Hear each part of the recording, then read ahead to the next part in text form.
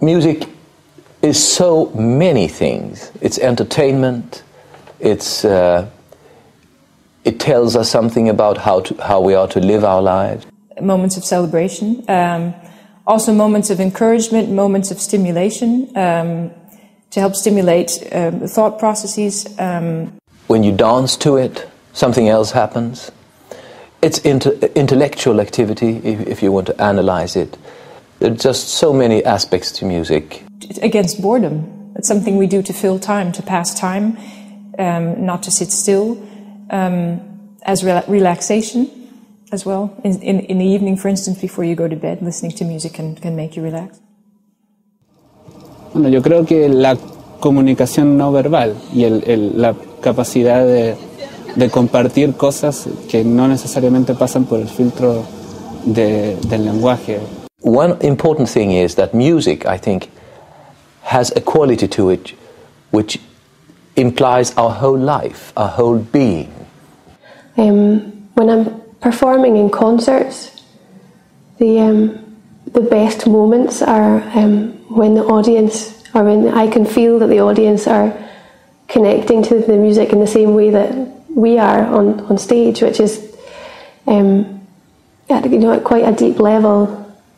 O sea, saber que todo el mundo se emociona escuchando música, saber que todo el mundo tiene una canción favorita, saber que a todo el mundo se le ponen los pelos de punta en un momento determinado, me parece algo fascinante. We don't just listen to music and that's it. We live with it. And it goes into our veins, into our arteries, into our bodies. It's existential. I think for me the immediate emotional connection in particular of traditional song, because it's not,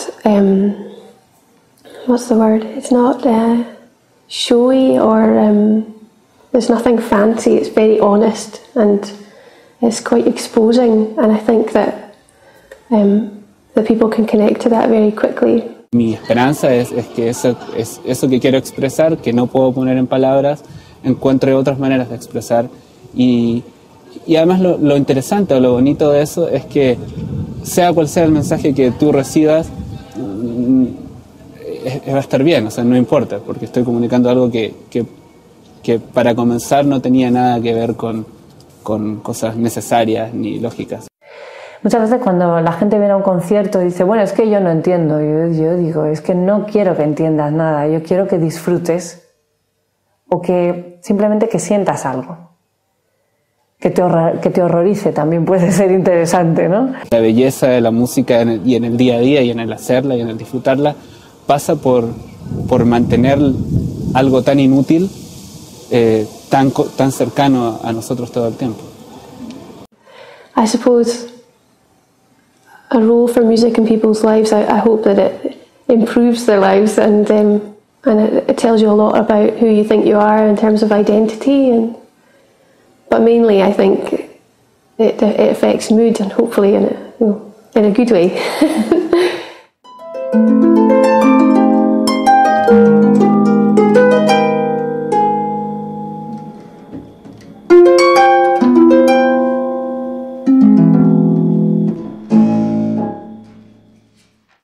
El límite, una investigación performativa para el violonchelo contemporáneo. Hacia una práctica de interpretación con el uso de las computadoras.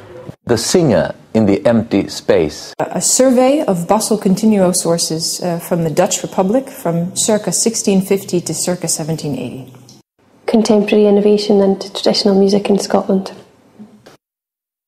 I started 4 years ago, but then only half time. So I plan to be ready in a year. That has several reasons, actually. One was that I really enjoyed reflecting upon my artistic work. And to do a PhD would imply that I would get much more time to work with my artistic work. And since I'm doing artistic work which is a bit research in itself, it's researchy, though one has to do some reflection to visualize and make clear what kind of knowledge you are working with in these performances that I do, for instance.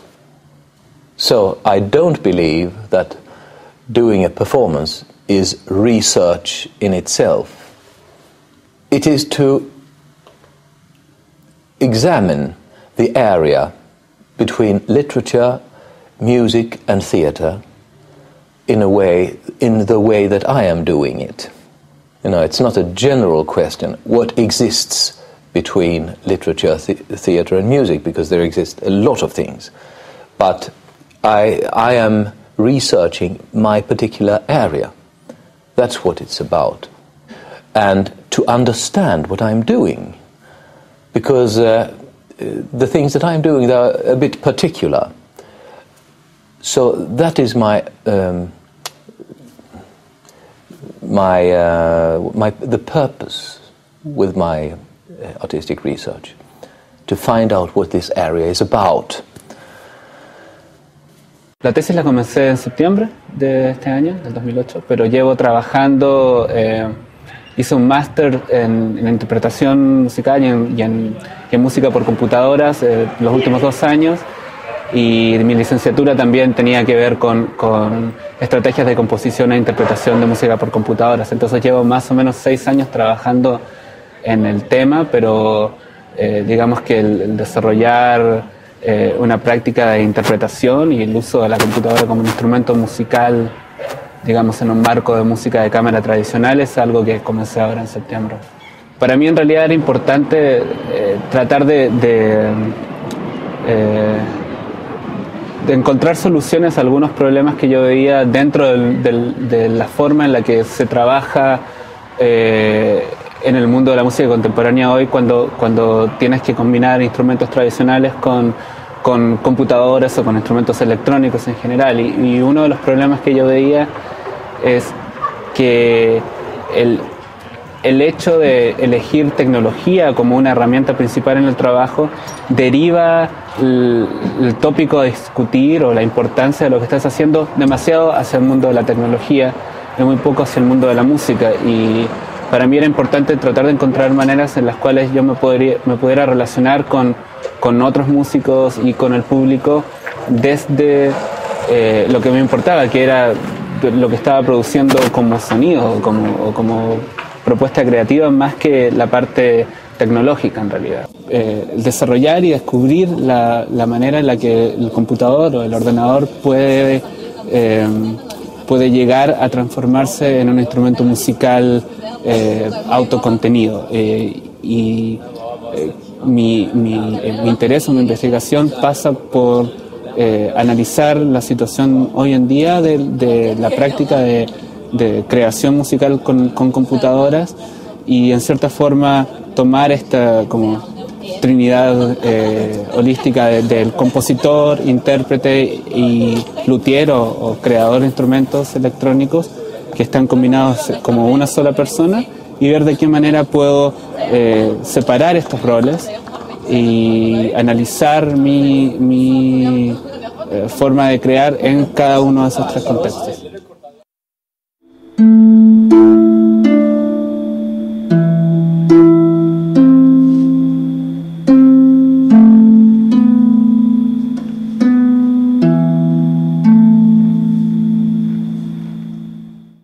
I began working on my doctoral research in 2003, which feels a very long time ago now.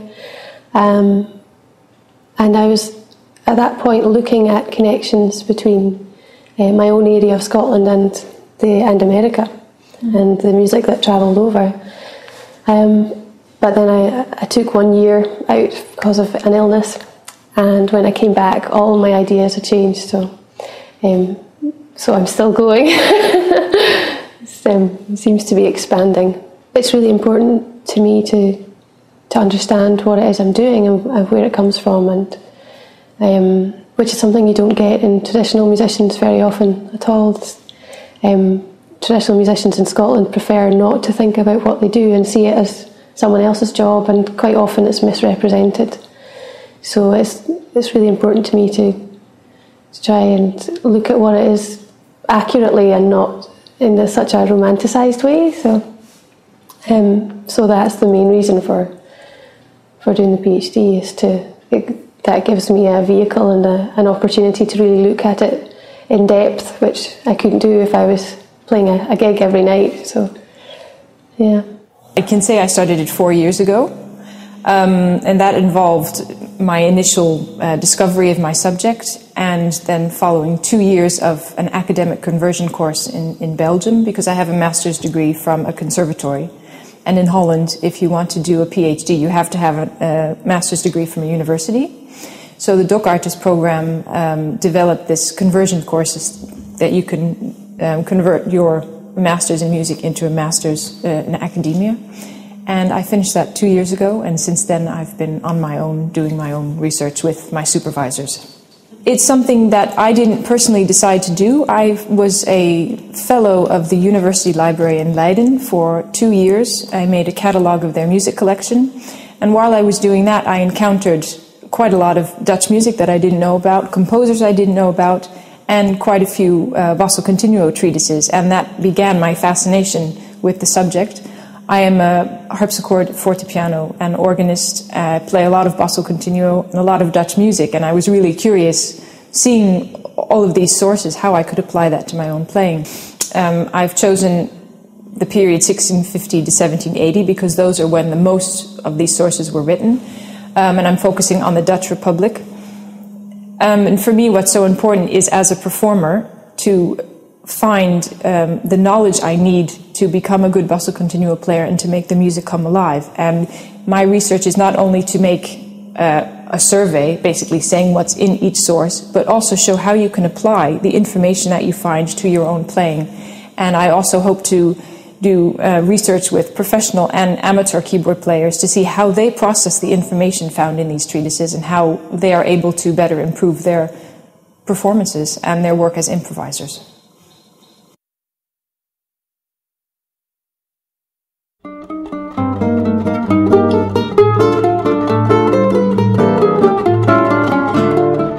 Jag minns det tydligt än, hur diktaturens män en gång tog makten 64 i mitt land Brasilien.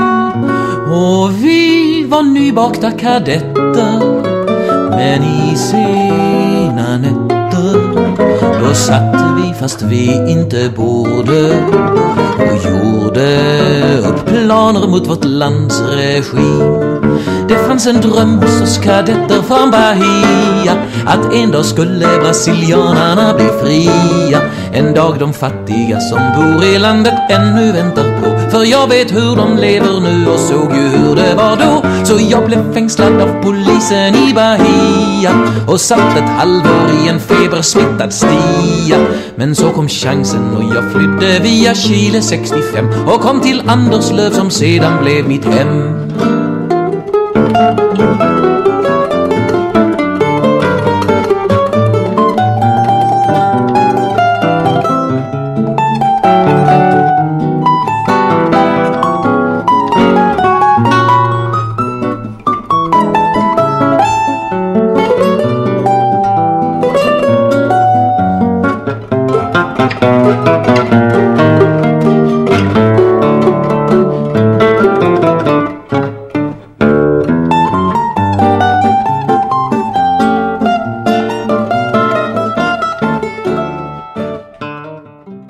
My first work was my master's thesis, which was a stand-up tragedy version of Schubert's Winterreise. When I had done that, I could bring that knowledge with me to my next project. And after that project, I wrote a new reflection. This is what I actually have been doing. So I keep accumulating knowledge from my reflections. And of course also from the feedback that I get from other people, and from the feedback from the press, or, and from my colleagues, of course. Because all my performances are made in a dialogue very much with the director, but it's not the director that chooses me, I choose the director also. The normal way around is there's a director wanting to say, I need someone who can play Hamlet for me. Let's see, But here it's the other way around. I think, hey, who will be able to direct my next project? And I think, maybe I should contact this or that director. So we do it together. When I stumbled upon the next part of my doctoral project, the Gilgamesh epic, one of the sparks of ignition was actually my curiosity to see what could be done with this epic poetry by trying different ways of singing and musical declamation. Together with the drummer, we then set the epic to music, using rhythmical speech, among other things, inspired by different poetical traditions and musical traditions like rap music, Arnold Schoenberg's Sprechgesang, jazz, and also Turkish music, which is something of a mediator between Mesopotamia and Tromsø. So, for instance, I've worked with an Iraqi director who directed my version of Gilgamesh, the Gilgamesh epic. And since he's from Iraq, he knows the epic. He's born with this epic, and I'm not. So we had a fantastic dialogue, and he taught me a lot of things. We used Arabian way of telling a story, for instance. So he brought me that, and I maybe brought him something else. Mother, I dreamed in the night of an axe that lay in the square of Urk. I can't describe how many people and soldiers I saw, as if the whole of Urk were there. And they kissed the axe and were embracing it tight, as if caressing a little child. The axe lay there shining, and I loved it like a man feeling life was his wine. I know that I embraced it in my dream, and I picked it up and I gave it to thee, and you graced the axe to an equal rank with me. We are so many doing almost the same thing. So I think when we do a lot of things together, like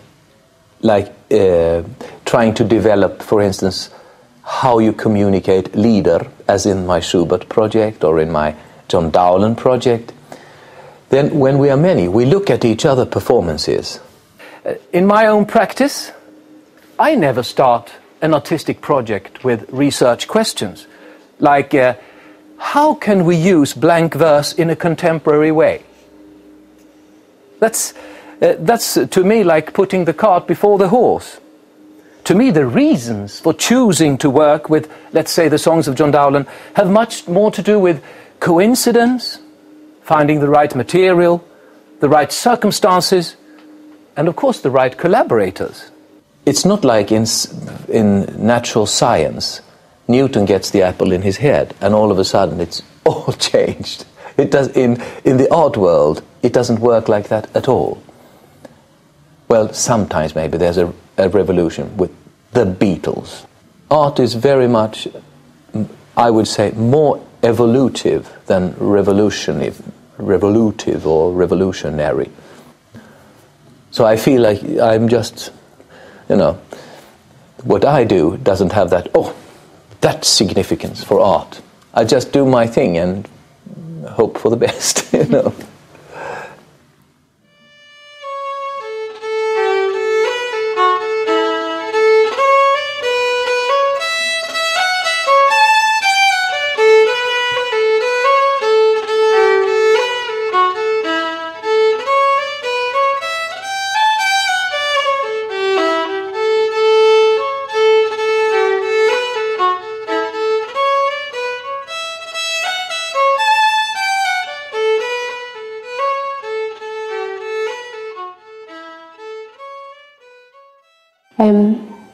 And I constantly try to vary the way each phrase is played, and I think that's increasing even more, and I'm becoming more adventurous in the ideas that I introduce in the moment and also in my composition, because in traditional music, it's not that you play traditional music and you play other people's music, but a big part of it is arranging and changing and writing your own music. So it's really there's been quite for me, really positive development in my practice and my music writing and performing, and in particular the improvisation and the allowing yourself the freedom to try new things has been really, really good. There are some very constrained ideas of what you do as a traditional musician, and the work that I'm doing in particular opens up new creative avenues, and really it focuses on the creativity. That would be the most interesting point in my work for performers is providing clear paths and routes for traditional musicians to expand what they do creatively and open up to new ways of making music.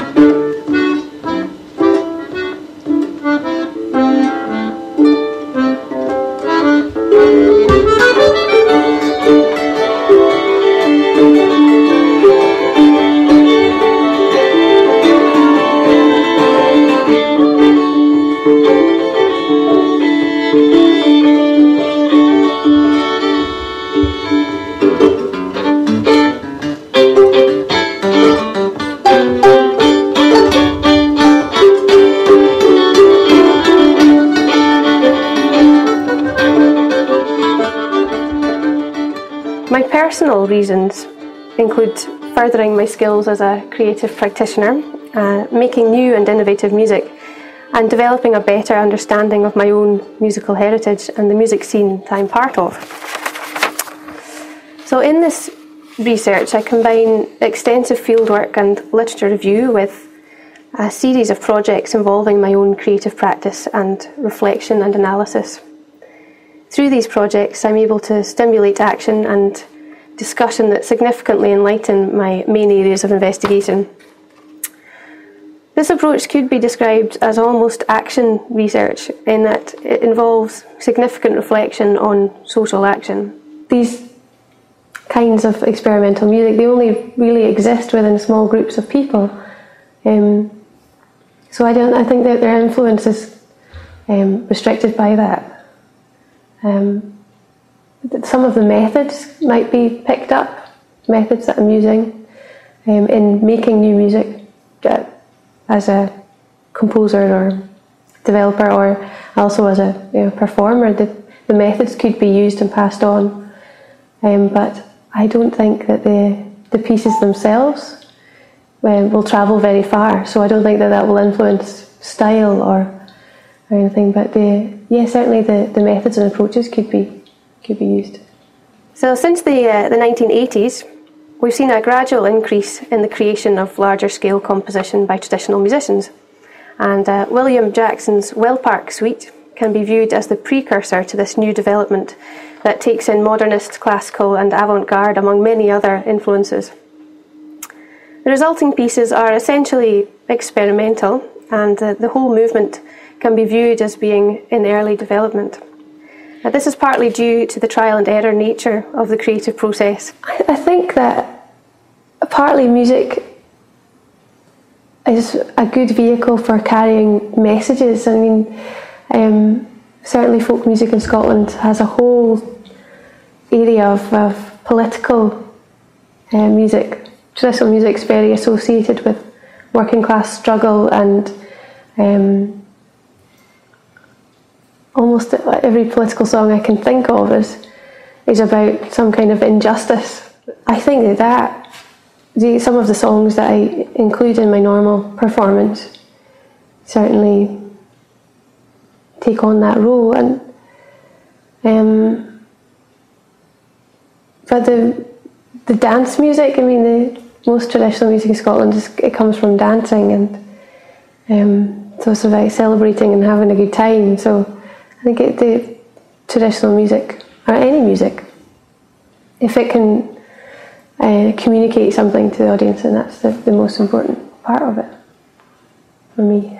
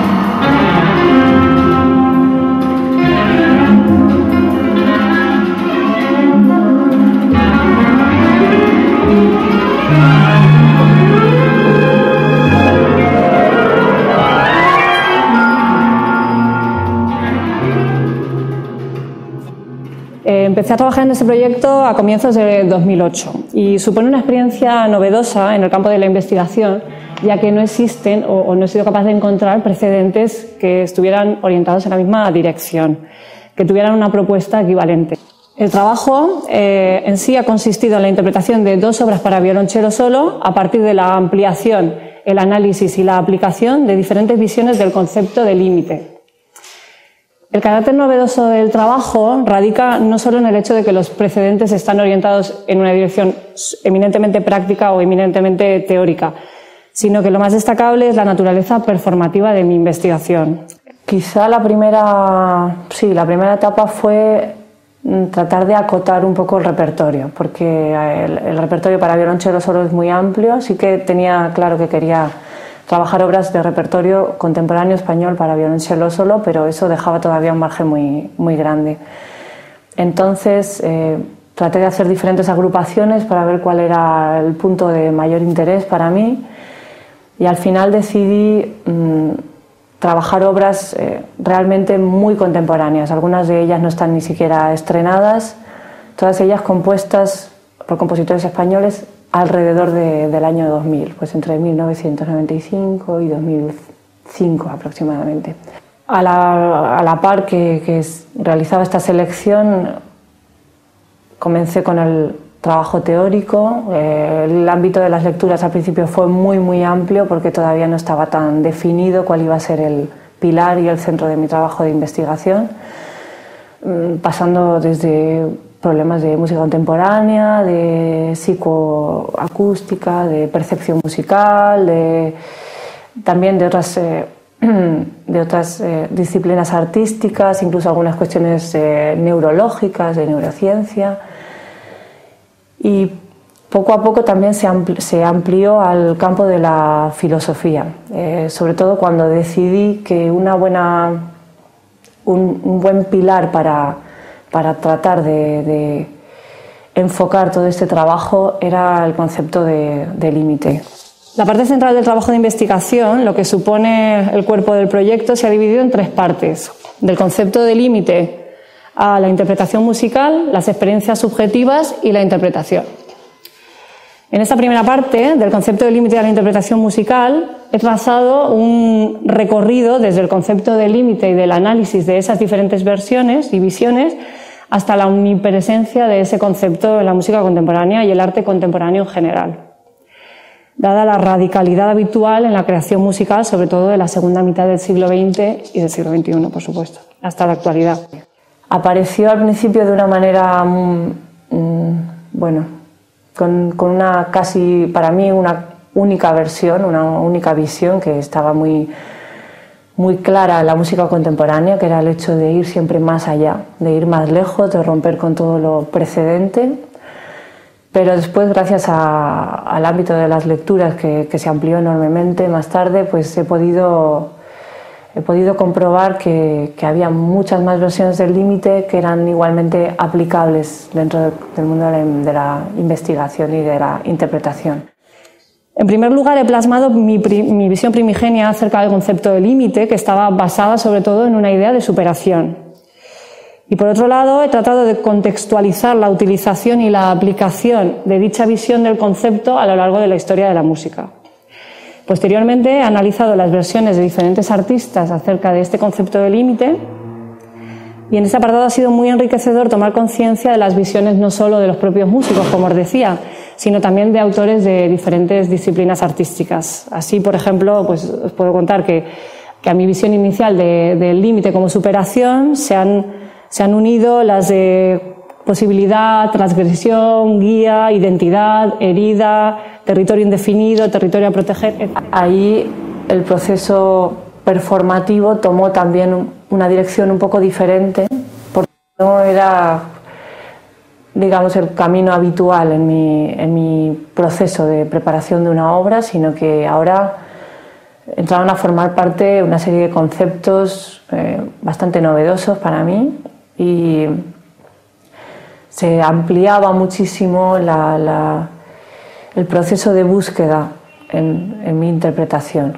y se modificaba de alguna manera el modo de preparar esas obras para la interpretación final. El último apartado de esta parte central del trabajo está dedicado al análisis de la interpretación en sí. Para ello ha sido necesario explorar un punto que me parece imprescindible en cualquier acto performativo, que es el de la expresión, que debe ser llevada siempre, según mi punto de vista, hasta sus propios límites, y por esto se planteaba necesariamente aquí no solo una definición de qué entendemos por expresión como primera aproximación del tema, sino un recorrido por el estado de la cuestión en la estética musical, y por el que supone su problema de debate básico a lo largo de la historia, que es si la música instrumental pura tiene la capacidad de expresar algún contenido en términos diferentes de su propia sintaxis musical, y en el caso de que así sea, cuál es la naturaleza de dicho contenido. Cuando realizamos un trabajo, además, teórico, que es paralelo a ese trabajo, y cuando tratamos de escribir o de presentar, incluso de explicar a nuestros propios colegas cuál está siendo el proceso y cuáles están siendo los mecanismos que se están desarrollando a lo largo de este trabajo de interpretación, pues es verdad que incluso para nosotros mismos es una manera de clarificar determinadas cuestiones que antes quedaban un poco, como decía, divagando en algún sitio. Y es verdad que creo que podemos decir que la cultura musical se va a desarrollar también en otra dirección porque se va a enriquecer mucho de toda esta transmisión de nuestros pensamientos que antes quedaban perdidos en alguna parte. Es una manera también de abrir ese proceso que era tan solitario y a veces tan abstracto, de abrirlo, de enseñarlo, de mostrarlo y de tratar también de objetivarlo de alguna manera, de explicarlo.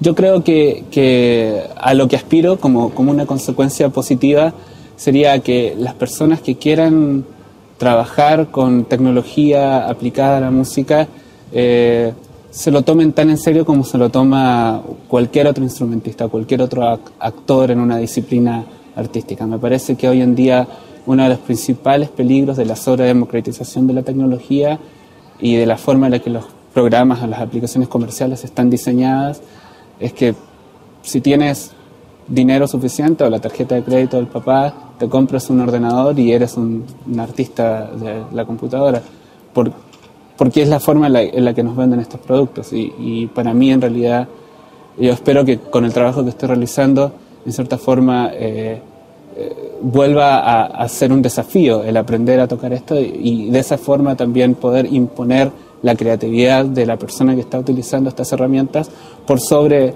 la tecnología que está siendo utilizada. O sea, mi sueño es que en un momento yo pueda hacer música con computadoras y no tener y que el hecho de que esté usando una computadora sea totalmente irrelevante al final. My plan was to find how I could basically be creative and be a composer and not having to deal with the expansion of sound events over time necessarily as my compositional core. So I decided to go and move from a timeline into something like a sphere that can be predefined and expanded. And this idea, I started working around this concept of timbre networks as a way of describing interactions of timbres within a piece. These were the initial concepts that I had. Of course, definitions of timbre. The first one is a famous one for people that has to do with spectrum morphology. This is by Michel Chiang, and it says that timbre is that attribute of sensation in terms of which a listener can judge that two sounds having the same loudness and pitch are dissimilar. So this is a way of describing timbre by comparison.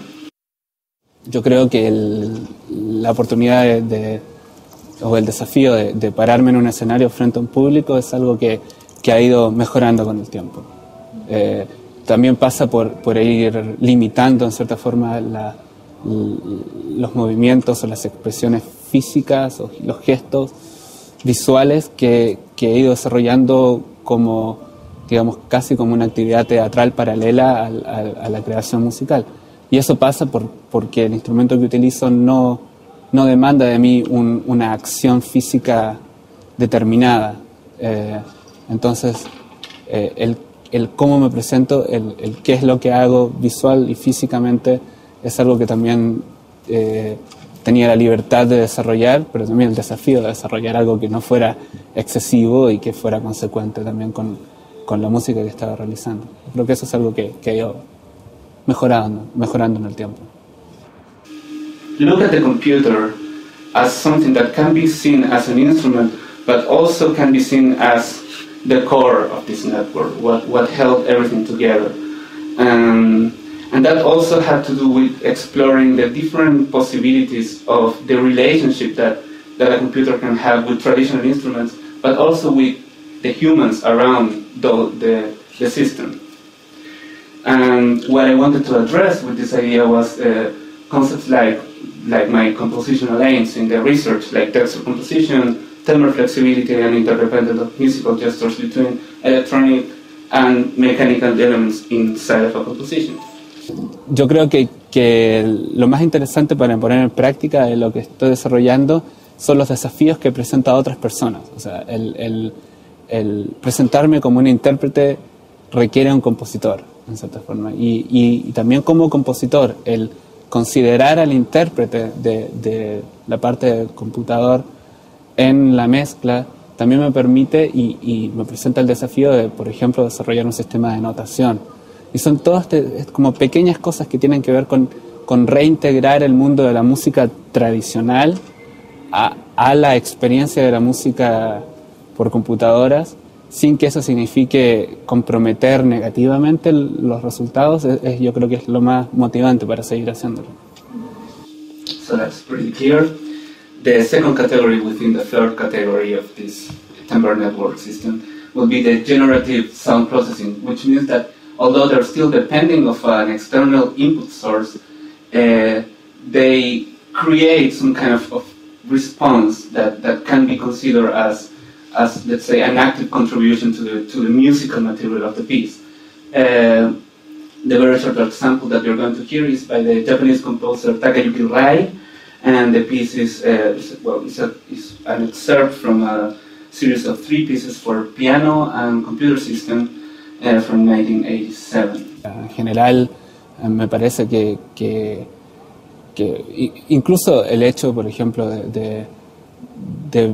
en mi área, el ver que más y más hay computadores en escena en el mundo de la música popular, ya me pone en una situación diferente a la que yo tenía 4 años atrás, en las cuales era como tener que justificar la herramienta para poder justificar la música. Ahora es solamente justificar la herramienta a través de la música, y yo creo que la importancia de tener un contexto académico para desarrollar estas ideas y tener también como el desafío de formalizarlas en palabras y en textos, me permite, en cierta forma, estar continuamente reevaluando cuáles son los aspectos que sobreviven en el tiempo y cuáles son los que van apareciendo. O sea, hace 5 años podría haber hecho toda una tesis sobre el cómo poner un ordenador en el escenario, y hoy en día eso ya no importa, y quizás me he liberado de eso y puedo hablar de otras cosas que me interesan mucho más, que en el momento de comenzar a trabajar con esto ni siquiera existían para mí como un problema. Así que yo creo que por eso es importante el poder tener un marco académico en el cual estás constantemente obligado a ir reevaluando cuáles son tus preguntas y cuáles son tus problemas en realidad. So this is the software part of the instrument. Basically, it was my first attempt to bring this idea of timbre networks into life and relate it to kind of an endemic isolation mode and basically, so what I wanted to do was to find if I could bring together multiple sound sources that will interact with each other in this network idea.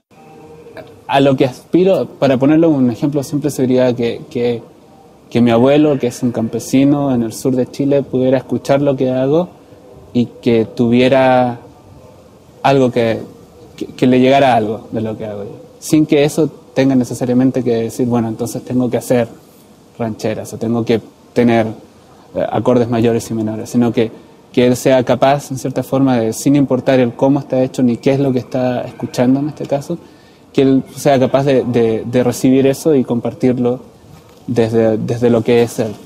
Y yo creo que el primer paso para mí es el tratar de desarrollar algo que es consistente para ir eliminando como los tópicos de discusión uno a uno y que al final lo único que podamos compartir y conversar y discutir acerca es lo que estás escuchando, o sea, la música. Así sea hecha con computadoras o con una guitarrita o con piedras, da lo mismo.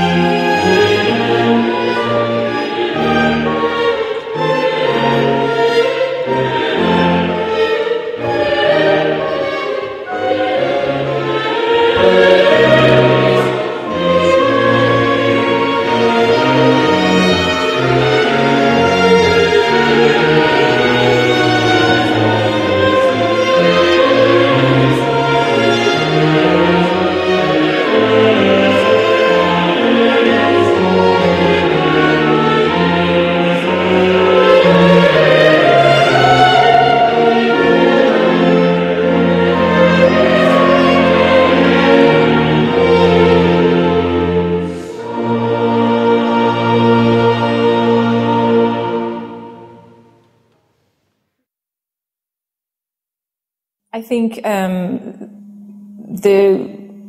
the music that I play, early music, is very thoughtful music in a way. It's something that you can't approach without having a background knowledge already.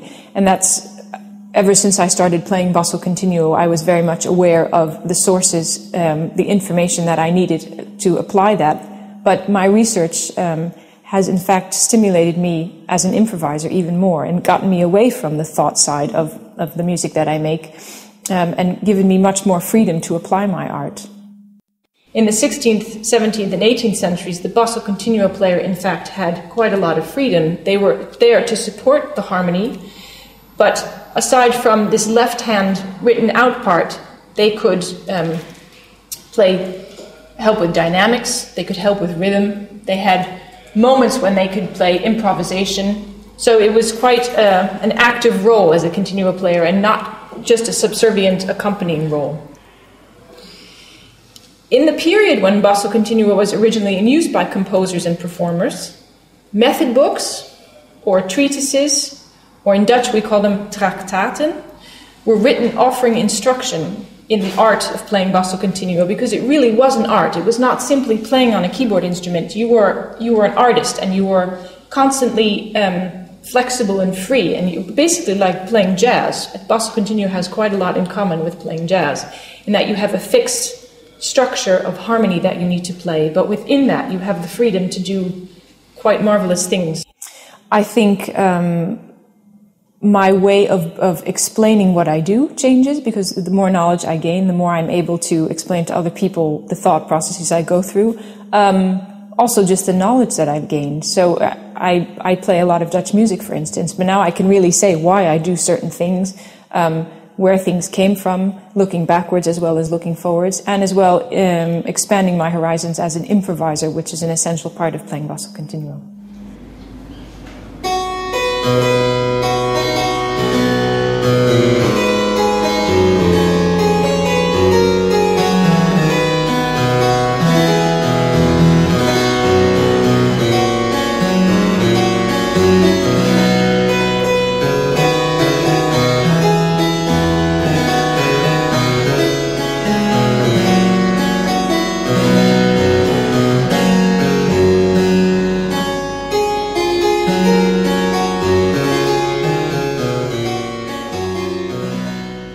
Sources translated shows the importance the Dutch musical scene placed on foreign musical influence, and I can say that the Dutch scene of that time and Holland today has very much in common in that it's a very open society with a lot of foreign immigrants and foreign influence. The Dutch musical style was a melting pot of Italian, French, and German influences. It had one negative effect in that there is not so much Dutch music. There's a lot of 17th century Dutch music, but due to the large influx or the immigration of foreign musicians, there's not so much Dutch music written. It was mostly foreign troops or groups coming to play. And this means that also for keyboard music that we don't have so much Dutch music. I think the most interesting things in my research is, again, the tools that I acquire. I play basso continuo, I know how it should be done, but by reading these sources I gain new knowledge to make my playing more exciting. It gives me more choices, also helps me as an improviser, helps me translate the language of the music to the listeners, to make it more alive, and also helps in explanation of why I do what I do. Up until a few years ago it was anonymous, and I've succeeded in reuniting it with its author, the amateur Dutch singer and harpsichordist Jan Aronson, who lived from 1683 to 1769. Just what does this manuscript contain regarding basso continuo instruction? In it we encounter basic instruction for the novice, the names of the notes on the keyboard instrument, indications of fingering, correct hand positions, the meanings of sharps and flats and clefs. However, what makes the manuscript so valuable is that it provides an insight into what a normal amateur might have done with the information taken from one of the better-known sources, such as that by Francesco Gasparini, for example. In reading this manuscript, I discovered sections quoted from L'Armonico Pratico al Cimbalo, published in Venice in 1708, by Gasparini. Text either directly translated into Dutch or with annotations, and containing, most interestingly, corrections of Gasparini's original musical examples by Aronson. if we have more background information, it brings it more alive to people who maybe do not sit in a particular style. For instance, we just heard a lecture about computer-generated music, and that's something that is so far removed from what I'm doing. But by listening to such a lecture, I would be more willing to actually attend a concert with that type of music because I have more background information, and it means more to me that way. And then in the last chapter, I discuss how my research has affected my own playing, what it's made me more aware of. I have just this weird, before I started doing my PhD, I knew all the European sources. I had read them already because I was interested, and I was a basso continuo player, so that was not something new. But obviously I had to reread them throughout the process of my research. But I have now that even in the middle of a concert, I'll suddenly think, hey, that's that chord, and that's come from, my whole way of thinking and my whole way of reading the score has dramatically changed. And I'm so fascinated now with harmony and with things like that. So for me, it was a great change in how I play and how I read the score and how I think in playing in different styles. So I write about that. I would like to bring my subject alive by writing about it, by talking about it, that it is not only just music what I do, but it's a whole history of a people. For instance, I do a lot of research into the 17th and 18th century in Holland, and I learn a lot about the background of the people of the time, how they thought, what they did, what they ate, how they dressed, the type of music they played. And I hope by doing my research that I can make that music come more alive and make it more interesting for people.